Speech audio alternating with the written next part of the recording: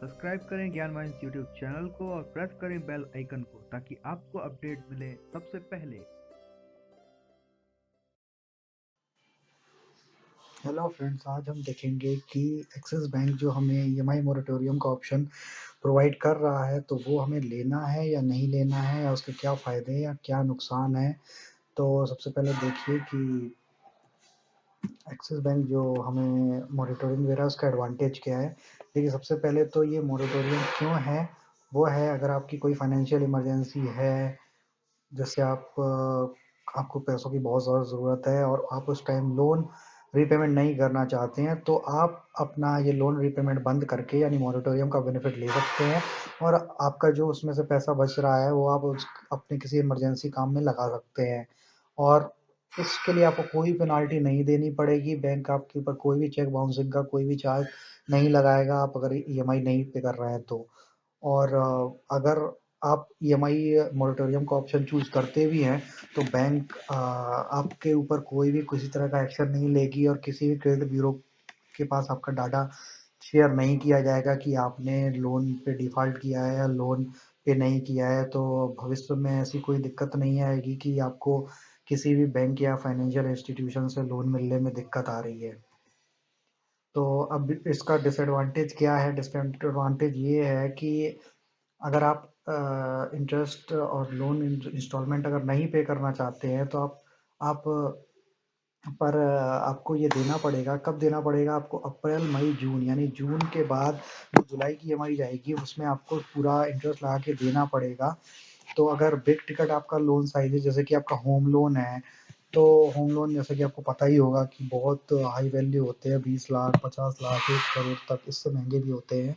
तो अगर for example से हम इसको समझते हैं कि अगर आपका होम लोन है तो 25 लाख रुपए का है और उसकी अगर ईएमआई जाती है आपकी मंथली, मान लीजिए कि 25,000 रुपये जाती है। तो ईएमआई में दो कंपोनेंट होते हैं, तो प्रिंसिपल कंपोनेंट और एक दूसरा होता है आपका इंटरेस्ट कंपोनेंट।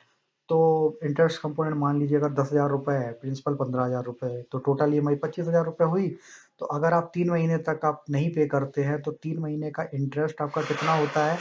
10,000 प्लस 10,000 प्लस 10,000 यानी 30,000 रुपये। और आपका लोन का आउटस्टैंडिंग मान लीजिए अगर 25 लाख रुपए का लोन है, तो 25,30,000 रुपये का हो जाएगा 3 महीने बाद। और आपकी जो ईएमआई मान लें, अगर 25,000 रुपये आज पे कर रहा है, तो 3 महीने बाद आपकी हो सकता है उसकी ईएमआई 26,000 27,000 जो भी है वो बढ़ जाएगी। और साथ ही साथ आपका टेन्योर भी बढ़ जाएगा। अगर मान लीजिए आपने 20 साल के लिए होम लोन ले रखा है, तो मे बी उसमें से 2-3 महीने आपका एक्स्ट्रा बढ़ जाए। और अगर आप मोरेटोरियम अवेल करते हैं क्रेडिट कार्ड पे, तो ये बैंकों की तरफ से नोटिफिकेशन आया है कि अगर आप क्रेडिट कार्ड यूज़ कर रहे हैं मोरेटोरियम पीरियड पे, तो आप अब उसको यूज नहीं कर पाएंगे, आपका क्रेडिट कार्ड जो है टेम्परेरीली ब्लॉक हो जाएगा। तो अब देखिए आपको ये देना है या नहीं देना है।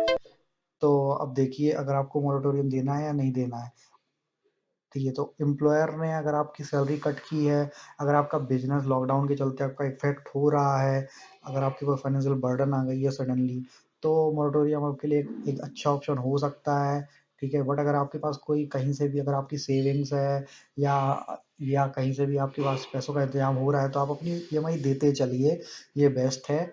तो मेरी तरफ से यही सजेशन रहेगा आपके लिए कि आप लोग अपनी ईएमआई टाइम पर चुकाएं।